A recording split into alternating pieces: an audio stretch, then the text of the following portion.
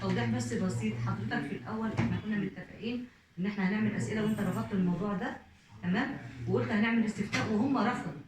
لو حضرتك في الاول هي دي الديمقراطيه، قال لك لا هي دي الديمقراطيه، احنا هنتناقش معاك. والديمقراطيه انا لها زعلتك في ايه؟ انا زعلتك في ايه؟ على فكره انا قلت للاستاذ مصطفى والله مش قاعد على اذكر فكره هنا يعني تدير الجلسه برافو عليك. والديمقراطيه ماشي. انا بس قلت للاستاذ مصطفى والله من 3 لها ايام انياب. خد بالك احذري مفيش حد يعني اصل مش هتعرف ترد كل الاراء، تمام؟ لا هو انا قصدي فانا عارفه ان في حد هيزعل. قصدي لو عليك انت مش حكايه زعل، مش حكايه زعل.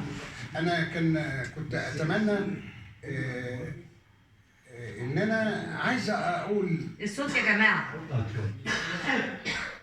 انا انسان وليا فكر معين وقد يكون صائب او مخطئ، فكنت عايز استظل بافكار الناس اللي ديت. كنت عايز اعرف رايهم ايه، توصياتهم ايه، انا صح ولا غلط، ولا انا كبرت في السن بقى وخلاص لا وانا لا خلاص. ازاي؟